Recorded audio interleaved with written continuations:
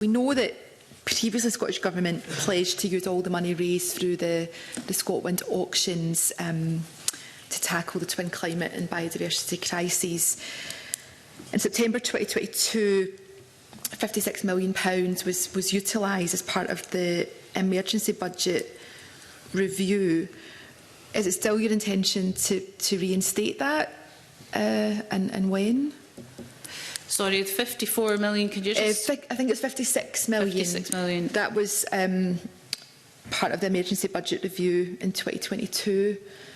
So the money that came in through the options on the ScotWind leasing.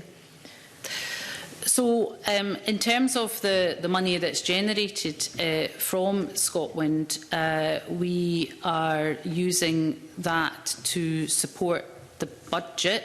There is at the moment, depending on where we end up with path to balance for 23-24, will determine how much of the ScotWind monies generated are able to be deployed in 24-25.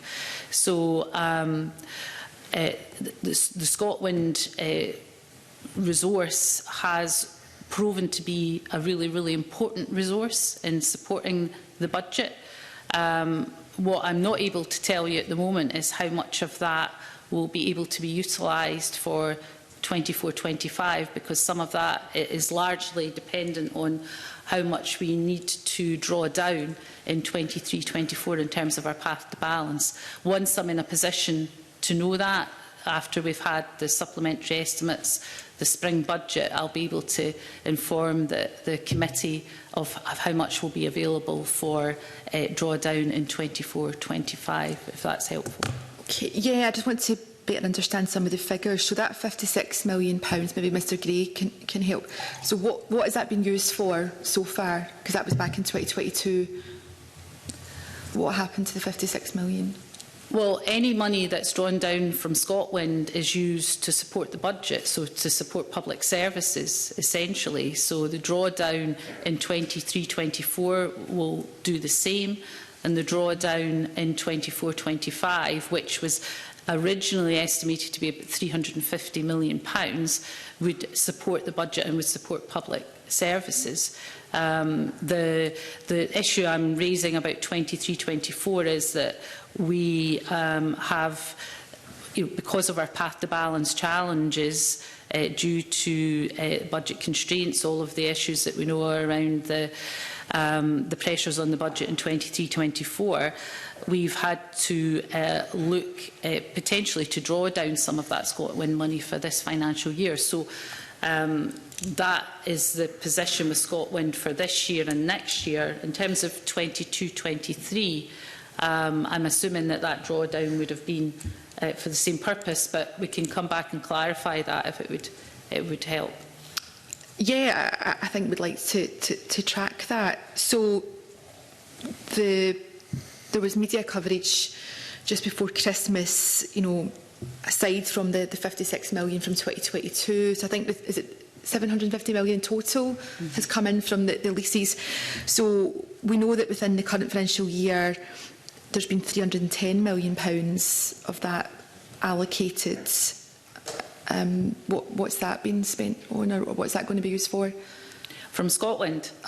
So ScotWind monies have been used to support the budget. So in terms of path to balance for 23-24, in terms of making sure we can balance our budget, which we're legally required to do at the year end, because of the volatility of the budget, pay deals being beyond what was budgeted for, and even though I set out some of the in-year savings, there is still a way to go in terms of the path to balance for 23-24.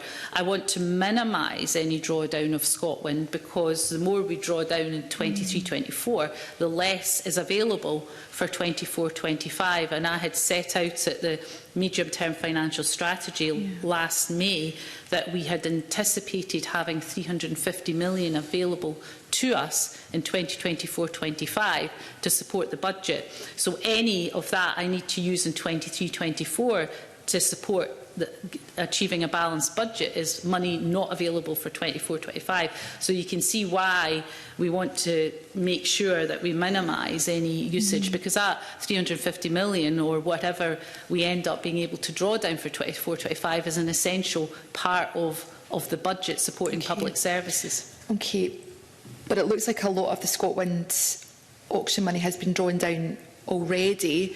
Some people have raised concerns. Some people have a view that Scotland seabed was sold off too cheaply in the first place, and now feel that we're getting the worst of both worlds because the investment that was supposed to go into tackling the climate and nature emergency looks like it's just been absorbed into sort of general spending. So can you give a guarantee that monies raised by ScotWind's future auctions will be used for the intended purpose? The original pledge it was made to tackle the twin climate and biodiversity crises. Can you give that guarantee? Well, I mean, I set out at the beginning of this session that we're investing in the 24-25 budget £4.7 billion of capital and resource in positive action to meet our climate change goals. So you could argue that this whatever amount of the up to 350 million of ScotWind monies, if it's part of supporting the budget, it's also part of supporting that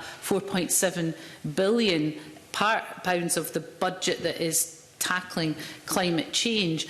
I guess my dilemma is, in an ideal world, with funding not being so constrained, would we want to create a different fund that is able to either pay for, almost like a sovereign wealth fund or something that would be very specifically geared to future action on climate? In an ideal world, yes, but when you're facing budget constraint, I think I would be facing questions across Parliament if I was sitting with 350 million either unallocated or being kept for tough times. I think these times are the toughest, and I'm having to use that to support the budget. Because it's not aligned to a particular part of the budget, the point I'm making about the 4.7 billion is that it supports that part of the budget as much as investment in the NHS or investment in Social Security Scotland, because it supports the budget in general. And without it, frankly, we would be having to make even more difficult decisions than we're having to make at present.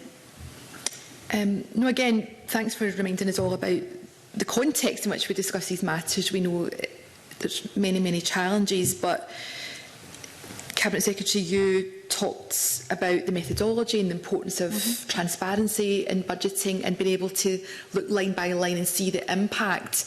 So again, it's going back to the government's original commitment to utilise the ScotWind money to tackle the climate and nature emergency, not to deal with the NHS or public services more generally. So given my original question was about your level of confidence to meet interim 2030 and 2045 emission reduction targets, are we to take away that you just today can't give a guarantee that that ScotWind money will be used for tackling climate and nature emergency only? So the 4.7 billion that's in the budget. So how does that 4.7 billion relate to the ScotWind money? Well, the ScotWind money relates to the whole budget, but it goes well beyond the 300. So even if you had the 350 million pounds in its entirety for 24-25 from ScotWind, the 4.7 billion of capital and resource that is going to have a positive impact on climate change goals goes well beyond the ScotWind money that is being invested in the budget. So we're going way beyond what the ScotWind monies would allow us to invest in climate change objectives. We're putting a lot of Scottish Government, both capital and resource, into tackling climate change well beyond the 350 million. The point I'm making is, if you're saying, when we set out the budget, do we allocate that 350 million only as part of the 4.7 billion pounds? No, it's allocated to the budget per se. In terms of presentation, I don't have it as an element making up the 4.7 billion, but you could argue that it's part of the overall resource that allows us to put the 4.7 billion into our climate change action.